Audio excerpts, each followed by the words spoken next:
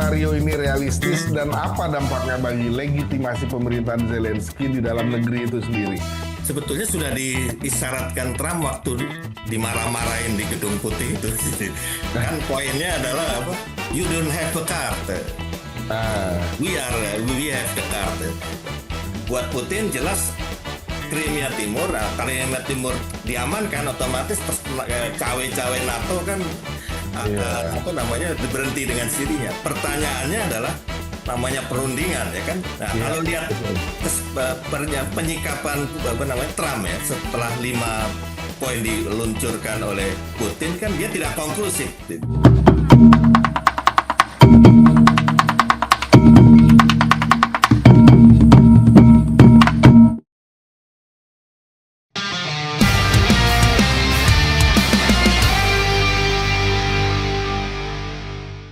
Oke, Assalamualaikum warahmatullahi wabarakatuh. Apa kabar Sobat Armory? Kembali lagi ketemu bersama kami dalam program Armory Talks. Seperti biasa, program ini akan mengajak Anda untuk melihat bagaimana perkembangan geopolitik dunia. Nah, bagaimana dengan pekan ini? Pekan ini kami mengangkat terkait isu yang lagi ramai diperbincangkan, yakni pertemuan Trump dan Putin di Alaska dalam upaya mengakhiri perang di Ukraina. Nah, seperti kita ketahui bersama, Presiden Amerika Serikat Trump bertemu Presiden Rusia Putin di Alaska pada Jumat 15 Agustus 2025 yang lalu untuk membahas solusi damai atas perang Ukraina versus Rusia. Ini disusul pertemuan Trump dengan Presiden Ukraina Zelensky dan para pemimpin Eropa di Gedung Putih, di mana mereka membicarakan langkah-langkah diplomatik untuk mengakhiri konflik. Yang menarik, ada kemungkinan Ukraina akan ditekan untuk melepaskan sebagian wilayahnya ke tangan Rusia demi perdamaian. Nah, Zelensky di Washington pada Senin 18 Agustus 2025 lalu mengatakan ia siap melakukan pertemuan bilateral dengan Putin untuk membahas perdamaian. Zelensky pun berharap sesudah pertemuan dengan Putin akan ada pertemuan trilateral Rusia, Ukraina, dan Amerika. Juga ada jaminan keamanan bagi Ukraina pasca perdamaian yang mencakup paket senjata Amerika Serikat senilai 90 miliar dolar Amerika Serikat. Kita ingin tahu apa makna pertemuan puncak Trump dan Putin di Alaska bagi penyelesaian damai atas perang di Ukraina, dan apakah format perdamaian ini bisa dianggap sebagai kemenangan bagi Rusia? Nah, saat ini telah hadir narasumber kita yang kompeten. Beliau adalah Bapak Endrajit yang merupakan Direktur Eksekutif Global Future Institute maksud kami. Langsung aja kita sapa beliau. Pak Endrajit, apa kabar? Alhamdulillah baik, Mas Darwin. Alhamdulillah. Terima kasih Pak, ini untuk yang kesekian kalinya menjadi narasumber kita di program Armory Talks. Gimana kondisi sehat Pak? Alhamdulillah baik. Lagi musim ini nih Pak ya, banyak yang sehat ini lagi musim flu gitu. Oke, Pak Endrajit, menurut Bapak, apa arti simbolis sekaligus strategis dari dipilihnya Alaska sebagai lokasi pertemuan Trump dan Putin, mengingat letak geografisnya yang berdekatan dengan Rusia nih? Gimana Pak, menurut Bapak? Ya, ini memang simbolik. Pertama, Alaska ini kan ujung utara dari salah satu negara bagian Amerika yang paling ujung utara, yang Betul. kemudian berbatasan dengan Rusia. Yang ini yang menarik sebetulnya, dipisah oleh Selat Bering, itu kan. Hmm. Dan ini dulunya kan punya Rusia, tapi dibeli oleh Amerika 1867 seharga 7,2 juta US dollar atau 116 miliar. Wah, tentu saja era waktu itu yang sangat besar waktu itu. Nah, tapi kalau dihitung sekarang ya kayak kira kurang lebihnya 2,6 triliun rupiah lah kira-kira gitu. Nah, Hmm. tapi itu simboliknya adalah pertama secara lokasi geografis seakan-akan mau menyatakan ke baik Rusia maupun Amerika itu saling menyampaikan pesan simbolik bahwa Iya. laut ini bisa memisahkan tapi bisa menyatukan. Jadi saya Menyatukan, ingat ya. Ternate dan Tidore itu kalau saya ke sana itu kan nyebrang ini dulu kan pakai apa perahu itu. Nah, itu kan ya cuman kan itu dalam konteks kerangka Nusantara Negara Kesatuan Republik Indonesia itu menyatukan air itu kan. Iya. Tapi ini bisa juga memisahkan. Nah, ini seakan-akan tergantung kesepakatan yang kemarin itu. Nah, itu kan hasilnya yang 5 poin itu Ya, yang menarik. Apakah ini menjadi landasan kesepakatan selain memang pihak Rusia terpenuhi aspirasinya di 5 poin itu, tapi yang menarik juga kunci dari apakah ini laut akhirnya akan membelah atau malah menyatukan di iya. Alaska ini. Ini sangat tergantung kepada bukan hanya soal Zelensky-nya sendiri ya, tapi apa yang menjadi konsesi atau apa istilahnya ya, quid pro quo ya, apa yang namanya saling Hmm. imbal ininya yang sesuai. Nah ini yang belum dieksplor lebih jauh ke permukaan. Tapi yang menarik kalau bicara Selat Bering ini kan menyatukan rute yang menyangkut Samudra Pasifik dan namanya Laut Arktik ya. Nah, Hmm. ini hal yang saya kira ke depan ini memang dua wilayah yang menjadi krusial karena kalau Indo-Pasifik kaitan Amerika sejak Trump 2017 yang tentunya makin diintensifkan sekarang ini kan skema Hmm. Indo-Pasifik strategi Amerika ini yang apa namanya mencoba menata ulang kedodorannya era Clinton maupun Obama yang kemudian Obama. selain adanya Cina yang makin mengganggu ya dalam kepentingan Amerika, nah sehingga dia bikin konsep Indo-Pasifik semacam kerjasama lintas negara-negara Asia dan Pasifik, namun juga diimbangi kawin-mawin dengan bukan hanya di perdagangan ekonomi, tapi juga di apa tuh namanya pertahanan keamanan ya, bahkan Hmm. persekutuan militer. Nah, ini dalam konteks di persoalan Ukraina ini, saya lihat komplikasi yang menarik harus disorot itu justru makin complicatednya hubungan antara Amerika Hmm. dan Eropa Barat.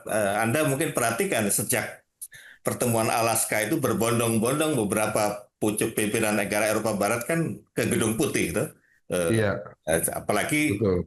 dan ini berarti ada keresahan yang sifatnya berlapis. Pertama, makin kelihatan bahwa di dalam konteks tumbangnya siapa Viktor Yanukovych, Hmm. presiden Ukraina yang cenderung non-blok dan otomatis dia lebih membuka diri ke negara-negara non-barat, akhirnya terguling 2014.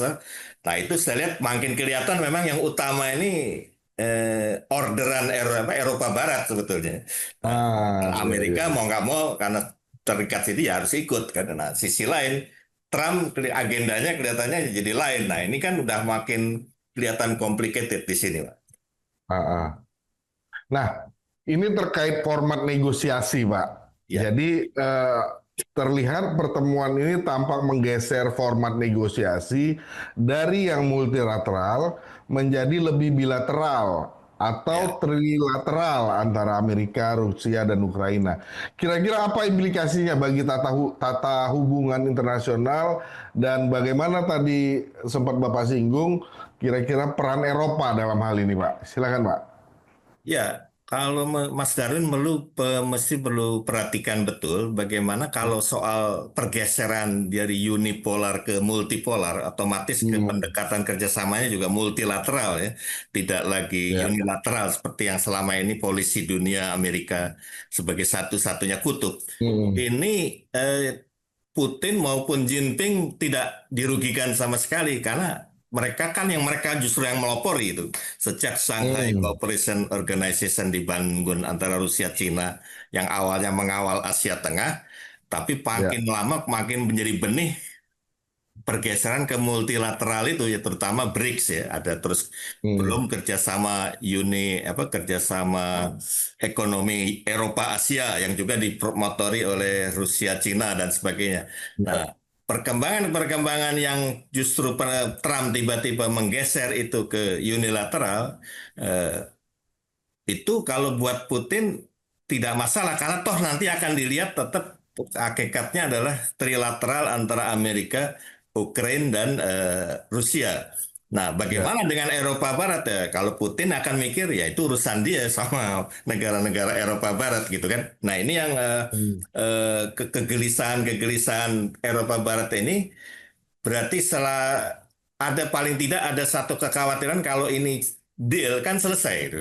Nah, jadi ya, ya, ketegangan ya. antara beberapa negara Eropa yang notabene NATO ini juga ikut di NATO otomatis juga akan berhenti kan, karena Hmm.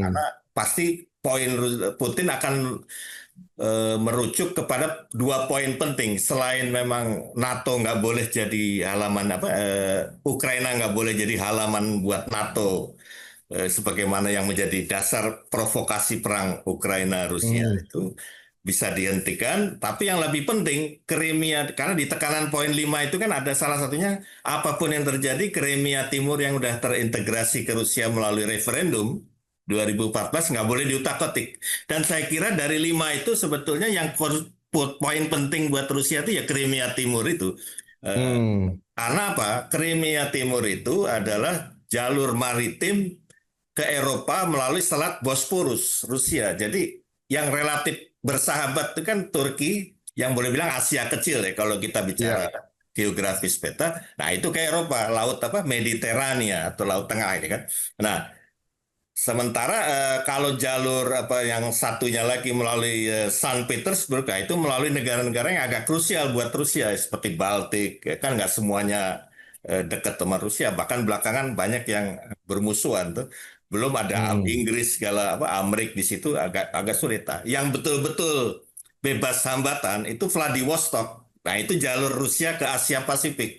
Itu Hmm. persis kayak Bitung daerah Indonesia Timur ke Asia Pasifik Laut Filipina. Cuman kalau Vladivostok ini begitu keluar pintu gerbang dibuka, masuk ke laut Jepang tuh, yang Hmm. akhirnya masuk ke wilayah Korea dan sebagainya, Laut Asia. Jadi yang jalur bebas hambatan ke Rusia ke Asia sama ke Eropa, tapi apa tuh namanya sekarang bisa terbuka karena ada Crimea Timur. Nah, itu akan mati-matian di situ.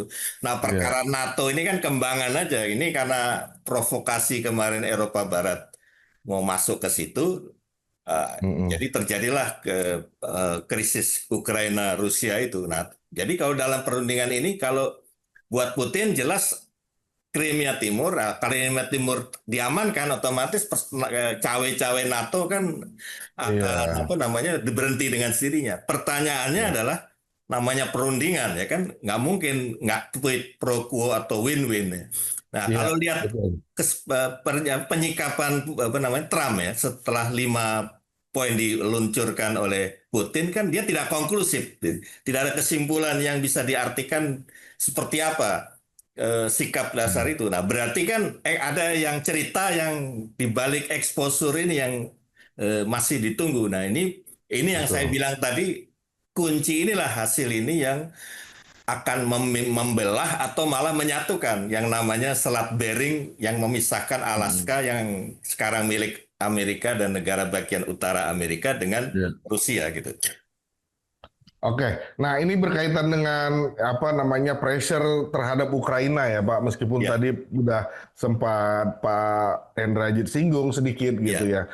Ada spekulasi bahwa Ukraina mungkin akan ditekan untuk menyerahkan sebagian wilayah ke Rusia seperti yang Bapak sampaikan tadi.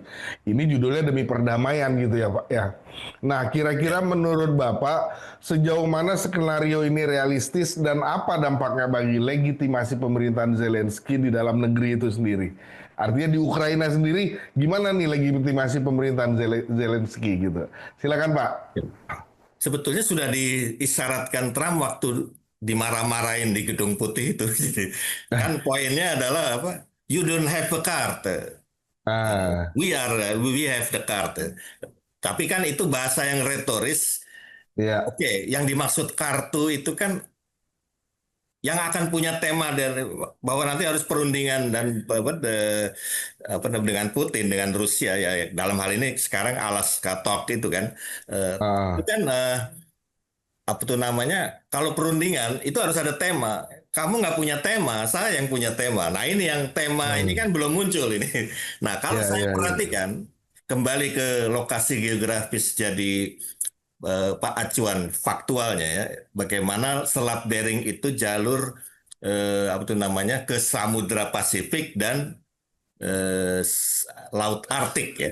Nah ya, apa yang Mas Darwin perhatikan kalau di dalam konteks ketegangan yang sebelum itu, yang memang terpisah, yaitu mhm. ributnya Trump sama Denmark tuh, terkait Greenland, ya kan? Oh iya, Memang kalau Greenland itu daerah otonom, tapi di bawah yurisdiksi atau kedaulatan kerajaan Denmark. Nah itu kan yang di Trump provokasi, mau diambil ya kasarnya dicaplok lah kan. Ah, Wah itu kan ribut semua itu. Tapi poinnya bukan Greenland ya sebetulnya kan Laut Arktik gitu kan. Nah iya. Laut Arktik ini ada sekarang ini sejak meletusnya perang Rusia Ukraina itu kan ada yang namanya Dewan Eksekutif Arktik. Itu 7 Hmm. negara diantaranya dari 12 itu NATO. Ada Denmark, ada siapa namanya? Hmm. Pokoknya beberapa Uni Eropa yang kemudian gabung NATO, yang plus Denmark sendiri malah pendiri tuh NATO itu. Nah, itu macet itu. Karena apa? NATO kan terlibat setelah urusan meletus Ukraina, apalagi yang menjadi dasar dalih Putin ini kan karena diprovokasi bahwa apa tuh namanya Ukraina harus akan masuk Hmm. anggota NATO kan gitu segala macam. Nah, setelah itu berhenti. Tapi di dalam Dewan Eksekutif Arktik itu juga ada Amerika dan ada Rusia. Nah, tapi kalau kita lihat dalam konteks ini, katakanlah ini ya, ini analisis saja. Kalau itu menjadi dasar quid pro quo, sebetulnya apakah itu merugikan atau menguntungkan Rusia? Sebetulnya kalau pun dalam konteks ini nggak ada krisis Ukraina Rusia ya, sebetulnya kan Hmm. eh, Rusia pun pinggiran sebenarnya di dalam konteks proyek kerjasama mengelola wilayah Laut Arktik ini yang kalau salah satu kekayaannya itu adalah mineral kan, kekayaan alam bawah Iya. lautnya itu udah bahkan termasuk kalau nggak salah yang apa rare earth mineral itu ya, mineral apa eh, jarang yang jarang itu yang apa Ya, eksklusif. rare mineral itu ya, yang Nah, jarang tuh. mineral itu kan. Ah, Nah, itu ada di Arktik. Tapi dalam konteks ini, Rusia kan sebetulnya pun walaupun terlibat di Dewan Eksekutif, itu kalaupun nggak ada ketegangan Ukraina-Rusia kan juga pinggiran sebetulnya. Agak bukan pemain sentral lah. Kalau Amerika kan sangat ekspansif, apalagi melihat Cina pun banyak mulai membuat apa ya, peralatan-peralatan spionase yang untuk memonitor hmm. kawasan ini kan gitu.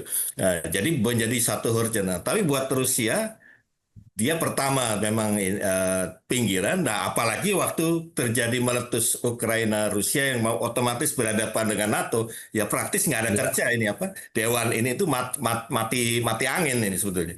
Nah, jadi kalaupun dalam konteks ini pastinya kalau memang itu yang jadi quid pro quo ya pasti kan Rusia ya udah kalau gitu libatkan saya dalam posisi yang lebih porsi yang lebih apa namanya strategis ya lebih Hmm. equal ya, dengan negara-negara besar yang notabene dikuasai di Dewan Eksekutif oleh Uni Eropa dan Amerika yang memang NATO di situ. Nah, ini Iya. yang saya kira harus diperhatikan di dalam konteks ini ya. Jadi kembali waktu dia menghardik siapa Zelensky, you don't have a Zelensky. card, you artinya you don't have a major team, tidak punya tema sentral. Kami, Hmm. nah, cuman tema sentralnya nggak dibuka, Iya, iya, iya, iya. karena Nah, itu ya, iya, kalau itu tadi bahasan kita terkait Ukraina, Pak. Nah, ini terkait Rusianya. ya. Jika sebagian wilayah Ukraina resmi jatuh ke tangan Rusia lewat kesepakatan damai tersebut, apakah hal ini bisa dibaca sebagai kemenangan strategis Putin atau justru sebaliknya kompromi yang menunjukkan keterbatasan kekuatan Rusia? Gimana, Pak? Iya, pertama itu tadi, Crimea Timur udah jelas taken for granted, nggak mungkin diutak-atik. Tapi Hmm. dalam proses perang itu sendiri kan beberapa berhasil diambil alih kayak Donetsk segala macam itu kan beberapa Hmm. wilayah yang masuk di dalam yang tadinya memang, tapi tetap yang inti itu Ukraina Timur dan di dalamnya ada serta juga 12% dari populasi itu kan suku Tatar Muslim ya kan. Ya. Ini sebetulnya yang sangat selain memang mayoritas suku-sukuannya Rusia, bahasanya pun Rusia yang Ukraina Timur ini di sisi Hmm. lain dengan Tatar ikut terintegrasi dalam Ukraina Timur yang kembali ke Federasi Rusia, otomatis akan terintegrasi juga dengan 20 juta umat Islam Rusia yang sejauh ini hubungannya kan baik-baik saja kecuali ada Hmm, splinter group ya seperti dari kelompok-kelompok apa yang dulu link up ke apa Hizbut Tahrir yang Tahrir. segala macam, tapi kan itu minor ya, dan memang ke arah yang apa tidak mencerminkan apa grassroots dari umat Islam di Rusia maupun yang Tatar yang cepat dipakai juga kalau nggak salah buat manuver Ukraina dengan mendorong negara Oki kan untuk terlibat politisasi apa separatisme, bukan politisasi Islam lagi, itu politisasi separatisme, cuman kan batal ya, gagal segala macam. Hmm. Nah, jadi dalam konteks ini ya buat Rusia bukan soal kalah menang, mungkin ya itulah apa sesuatu yang memang standing point dan itu minimal 80% harus dicapai. Nah, cuman Iya. ya itu quid pro quo-nya ini kan eh, sebetulnya bukan dengan Zelensky, dengan Trump itu. Oke, nah kalau kita bicara tadi udah bahas Ukraina dari sisi Rusia, nah ini kita dari sisi Trumpnya nih Pak, ini yang Ya, juga suka ini ya kontroversial gitu. ya. Kira-kira menurut Bapak bagaimana kepemimpinan Donald Trump yang terkenal pragmatis dan berorientasi pada deal dalam tanda kutip akan mempengaruhi isi kesepakatan damai berbeda dengan pendekatan Presiden Amerika sebelumnya? Gimana Pak? Nah, kalau ini harus dilihat dalam gambar besar yang seperti sudah saya singgung di pertemuan sebelumnya ya, bahwa Trump ini pertama melakukan antitesis terhadap pendekatan dari kelompok-kelompok yang selama ini mendominasi Gedung Putih sejak mulai era Clinton, bahkan Hmm, juga George W. Bush ya. Jadi tekanannya itu liberalisme internasional, eh, bagaimana mendunia, mengekspor liberalisme internasional, dan pendekatannya justru multilateral. Jadi gasarannya adalah kita harus dominasi, cuman dalam ya. mendominasi itu kita ajak-ajak gitu kan. Nah, itu apa yang membuat tapi Trump melihat entah menilai dalam keadaan seperti apa, melihat cara itu tidak efektif lagi dengan cara penjajahan sopan santun ini Hmm, ibaratnya. Jadi harus cara yang gunboat diplomasi. Nah, ini seiring karena yang mau dilawan secara skematik ideologisnya ada liberalisme internasional, dia harus pakai tawaran konseptual juga. Apa? Neo-merkantilisme. Nah, menariknya dari neo-merkantilisme ini adalah sistem ekonomi yang beda dengan liberalisme internasional di mana korporasi itu cepat atau lambat harus dikondisikan bukan hanya menjadi ya.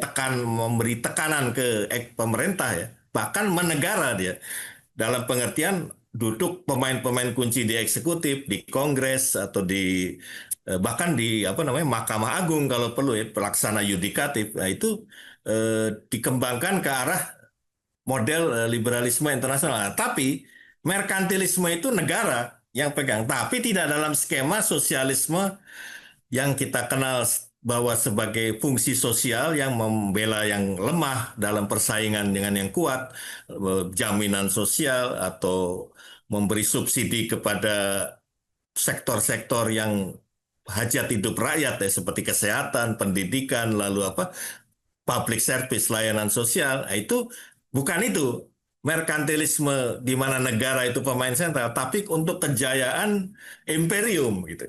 Nah, jadi tekanannya memang negara, tapi tekanan kepada imperium gitu. Nah, ini eh, Clinton, apa namanya, Trump itu lebih meyakini cara ini sekarang yang lebih tepat.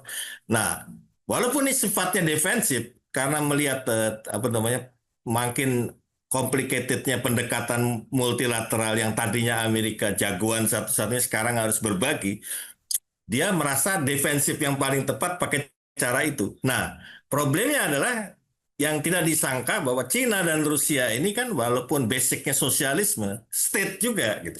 Nah, jadi ketemu nih di dalam irama, bukan dalam tema utama lagunya, tapi ketemu di iramanya gitu. Nah, ini kan kalau dalam politik teman seperjalanan nggak masalah, walaupun tujuannya beda. Ada yang di Cirebon, ada yang di Solo, tapi yang penting satu jalur kereta dulu. Nah, ini yang Rusia cukup cerdik membaca konstelasi ini, ya udah ikut dulu. Nah, tapi kepentingan kita ikut. Nah, Trump juga ini. Nah, ini yang menarik jadi gelisah nih. Sementara Eropa Barat kan masih yang kecuali Prancis ya, Macron yang agak cenderung kanan tengah ini. Sebalik kebanyakan kan Jerman, Inggris, apa itu, apalagi Inggris kan partai buruh sekarang ya. Itu sosialis demokrat malah, walaupun ada yang varian ke kiri atau yang agak kayak Tony Blair yang agak sosialis demokrat ke kanan itu soal varian. Tapi mazhab utamanya ini Sosdem gitu. Nah ini yang Iya. gelisah ini dengan konstelasi ini. Sementara bagi Cina dan Rusia yang memang basic, apalagi kayak Cina ini kan visinya aja memodernisasikan masyarakat sosialis berwatak Cina. Itu aja sudah frase yang dipakai jelas apa itu namanya, iman perjuangannya sosialisme, bahwa dia Mm-mm. mencoba menyiasati dalam konstelasi global menghadapi kapitalisme, dia susunlah konsep modernisasi itu bagaimana tidak seperti Barat gitu. Jadi ada modernitas alternatif. Nah Rusia juga belajar dari pengalaman dia, Glasnost itu hancur lebur, tapi terus IMF juga cawe-cawe kayak persis kita tahun 98 itu, dia mulai berpikir, kayaknya nih skema Washington Consensus yang di belakangnya adalah kepentingan korporat dan biasanya kaum Mm-mm. liberal internasional yang dominan harus disikapi secara skematik juga berlawanan. Nah ini yang situasi unik ini yang saya kira menjadi menarik karena antara Trump, Putin dan Xi Jinping dan varian-variannya eh, Iya. mulai melihat itu. Nah, termasuk Presiden Prabowo pun saya lihat cukup jeli itu, makanya dia ke BRICS ke Iya, ini. iya, iya. Tapi dia ini malah yang menarik, PBB besok tanggal 23 September kan urutan ketiga ya setelah Trump dan Iya. berhasil, Prabowo yang ini, dan dua negara berkembang ini yang menarik menjadi urutan Iya. kedua setelah Presiden Trump itu. Nah, oke. Oke, ini bicara jaminan keamanan Ukraina, Pak. Ya, Kira-kira menurut Bapak seberapa kredibel jaminan keamanan pasca perdamaian yang dijanjikan Amerika Serikat? Misalnya paket senjata senilai 50 miliar dolar Amerika Serikat dan apakah cukup untuk mencegah agresi Rusia di masa mendatang? ya, Jangan, Pak. ya itu nanti sangat tergantung kepada kesepakatan yang konklusif di akhir ya tentang seperti apa. Karena kita harus lihat ini kan problem utamanya kan dengan rezim Zelensky. Sementara ini dengan perkembangan-perkembangan terbaru pun ada dinamik internal di Ukraina sendiri yang harus diperhitungkan. Kan Zelensky kalau katakanlah kena mosi tidak percaya, apalagi ditumbangkan, itu juga akan mempengaruhi pola hubungan yang bisa saja ke arah model hubungan Rusia dengan Viktor Yanukovych sebelum digulingkan 2014. Kalau kayak seperti itu, bukan tidak mungkin hubungan-hubungan yang akan lebih baik seperti juga dengan beberapa negara Asia Tengah ya, yang dalam skim Shanghai Cooperation Organization bisa lebih apa tuh namanya dikembangkan lagi. Jadi kalau konteks jaminan keamanan dengan asumsi kan masih dalam skema Zelensky atau yang sebelum-sebelumnya ini, yang pertama yang pasca tergulingnya siapa? Yanukovych ini. Nah, jadi ada hal yang saya kira dinamik di Ukrainanya sendiri harus diperhatikan, terutama dari militer ya. Iya, iya, iya. Nah, ini kalau kita bicara dampak terhadap bagi NATO ya, Pak. Apakah Ya. perjanjian damai versi Trump Putin ini justru melemahkan posisi NATO mengingat ada kemungkinan Ukraina tidak segera diterima sebagai anggota aliansi? Ya, lagi-lagi ini yang harus dilihat adalah seberapa parah sebetulnya saat ini komplikasi antara Hmm, Uni Eropa yang dimotori Jerman, Prancis dengan Amerika. Nah, kalau Amerika, Inggris kan tetap memang bukan satu irama lagi dalam satu skema, iya, bahkan tetap walaupun kadang-kadang variannya beda-beda. Nah, itu yang harus diperhatikan nih. Kedua adalah kalau dengan untuk ini komplikasi ini menurut saya memang ada kecenderungan makin serius karena Mas Darwin harus perhatikan juga iya, peristiwa paralel terpisah, yaitu seruan New York gitu ya yang soal Palestina. Itu kan kalau lihat anatomi yang ikut serta katakanlah yang memprakarsai kesepakatan New York gitu di akhir Juli, yang intinya Palestina merdeka, solusi dua negara apa? Oke, itu ya. Tapi yang menarik adalah Arab Saudi yang pemerakarsanya chairman-nya dan co-chairman-nya ini Perancis. Nah, ini kan Uni Eropa ini Hmm. kan. Jadi ada jalur Uni Eropa yang ikut serta dalam mendukung Palestina merdeka atas dasar solusi dua negara. Tapi ada jalur juga negara-negara Timur Tengah, tapi yang sebetulnya ini satelit Amerika nih. Kalau kita perhatikan Hmm. Arab Saudi, Uni Eropa, Uni Emirat Arab, ya otomatis Kuwait, Bahrain itu, dan Qatar. Nah ini kan juga menarik. Tapi yang menarik ada walaupun koalisi tipis-tipis istilahnya ya, antara negara-negara berkembang. Ada Brasil, ada Meksiko, ada Indonesia, yang kebetulan BRICS kan, semuanya juga. Ini juga menarik di dalam konteks ini ya. Tapi kalau aspirasi negara berkembang melalui jalur Indonesia, Brasil, Meksiko Hmm. dan sebagainya, mau bahkan juga negara Arab walaupun ini satelit Amerika, tapi kan aspirasi negara berkembang, negara Islamnya ada ya, dan Ya. logis pro negara Palestina.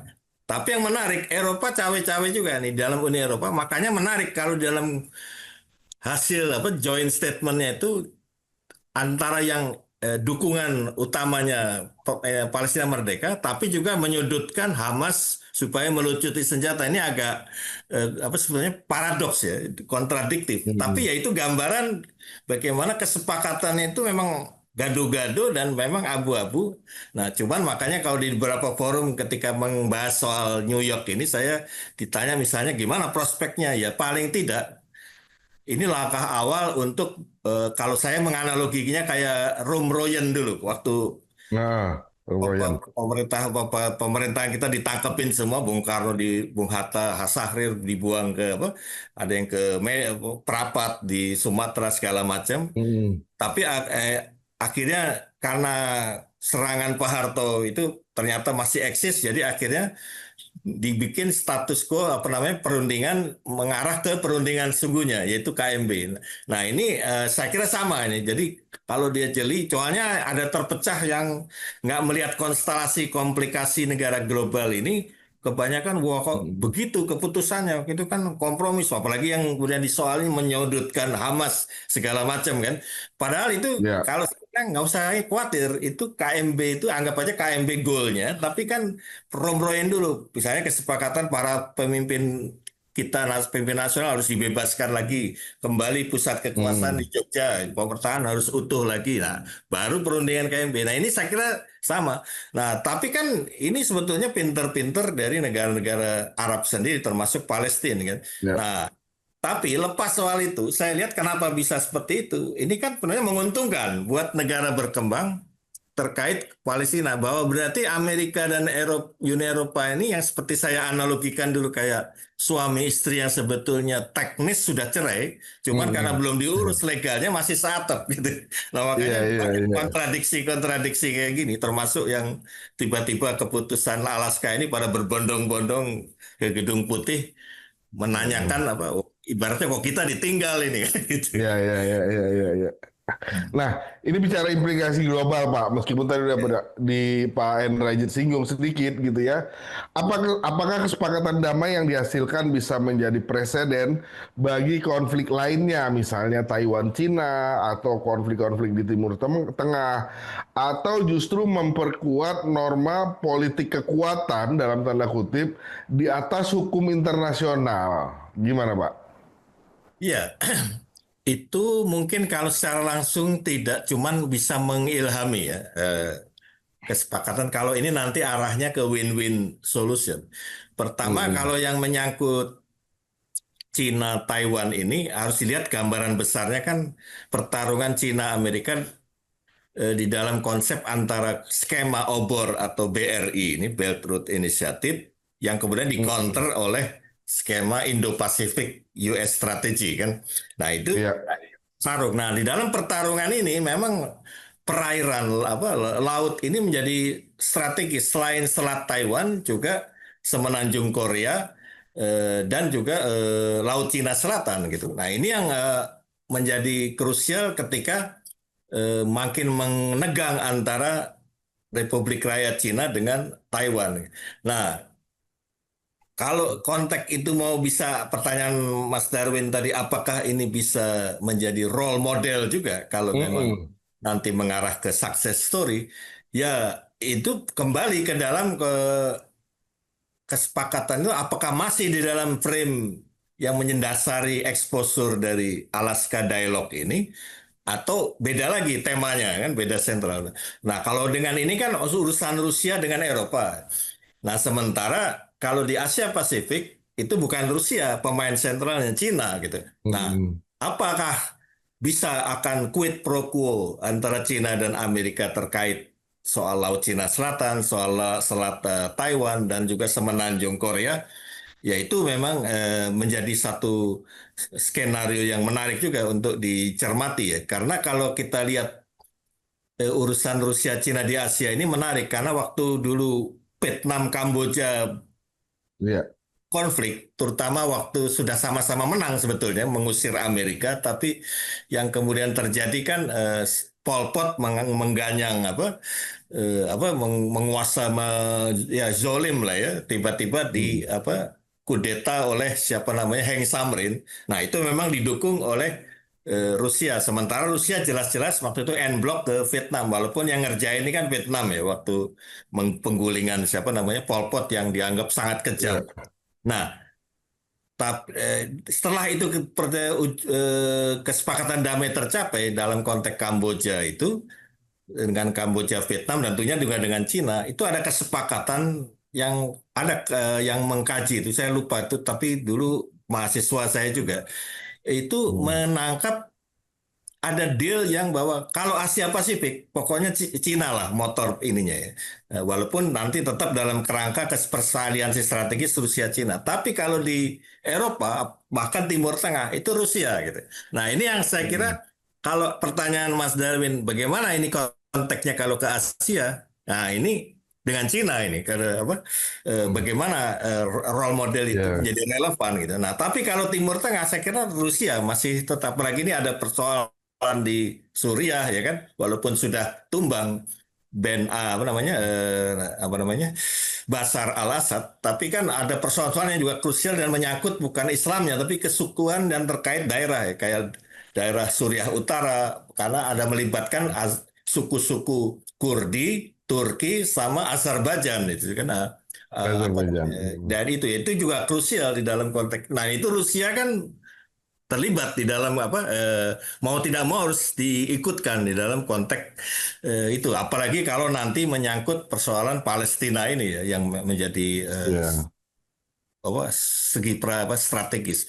Tapi kalau di dalam konteks Asia ya karena Selat Taiwan kan di daerah kawasan Asia Timur yang memang sangat rawan lengkungan krisis Asia Timur Laut istilahnya itu memang Mm. menjadi hal penting tapi itu tadi seperti apa Trump dengan Jinping ini tektokannya itu beda Iya, iya, lagi. iya, betul, betul, betul. Iya.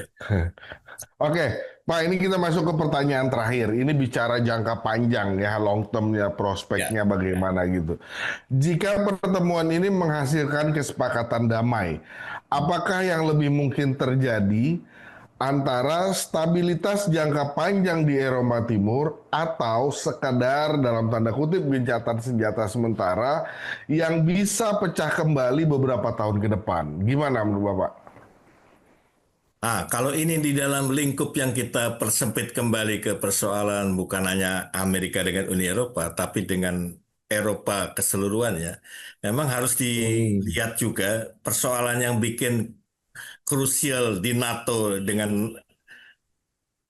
Amerika sekarang ini, atau yang membuat Uni Eropa menegang dengan Rusia. Ini kan karena ada negara-negara yang sebetulnya sangat anti Rusia dari dulunya juga, yaitu ya, ya. Polandia terutama. Nah, ini yang sementara Polandia ini kan salah satu negara penting juga sekarang di NATO. Bahkan yang menarik ada satu kajian lama yang sempat saya tulis juga itu dalam Hmm, soal di mana negara-negara berkembang ya katakanlah Afrika mau beli senjata ke negara NATO itu kan ruwetnya bukan main urusan HAM lah hmm. segala macam. Nah, itu dia pakai Polandia sebagai transaksi awal gitu. Nah, nanti Nah, kalau udah proses pengapalan itu baru bikin cek baru apa transaksi baru di atas laut itu. Nah, baru negara misalnya Rwanda dengan misalnya apa negara apa eh, dengan satu negara yang misalnya Ukraina gitu kan, baru apa beres gitu kan. Jadi artinya apa? Polandia itu saking ininya dipakai jadi tumbal itu buat apa, Hmm. sakit. Nah, sementara ada kalau quid pro quo ya, hal yang sayangnya sangat sentimen kebangsaan ya atau mungkin juga agama karena bagaimanapun juga Eropa Barat pada umumnya ini kan kalau tidak Katolik Roma itu Kristen Calvinis atau siapa namanya Lutheran ya kan. Eh, Luther. Sementara ini kan Kristen Ortodoks yang cenderung beda dan memang lebih permisif juga dengan Islam apa itu lebih ini karena nggak merasa harus dalam skema. Nah itu jadi ada bawah sadar kolektif bangsa-bangsa Eropa ini, terutama Eropa Barat menganggap Rusia ini nggak sepenuhnya Eropa. Nah ini, ya, Ya, kayak gitu ya, itu ya. kan jadi epistemologi pikiran itu nantinya, walaupun ini bawah sadar.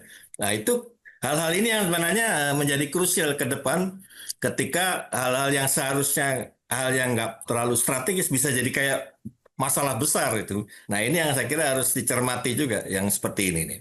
Hmm. Oke, baik. Pak Endrajit, terima kasih banyak udah mau sharing di Armory Talks gitu ya. Mudah-mudahan Bapak selalu dalam keadaan sehat dan semangat terus dalam berkarya gitu ya. Masalah Eh, yang pasti nggak kapok Pak jadi narasumber di tentu Armory saja. Talks. Iya. Ya, makasih banyak Pak Endrajit. Sampai ketemu di lain waktu. Ya, Sobat Sampai. Armory, itu tadi bincang-bincang kami dengan Pak Hendrajit, Direktur Eksekutif Global Future Institute. Saksikan terus Armory Talks dan program-program lainnya di channel YouTube Armory Reborn. Terima kasih. Assalamualaikum warahmatullahi wabarakatuh. Waalaikumsalam.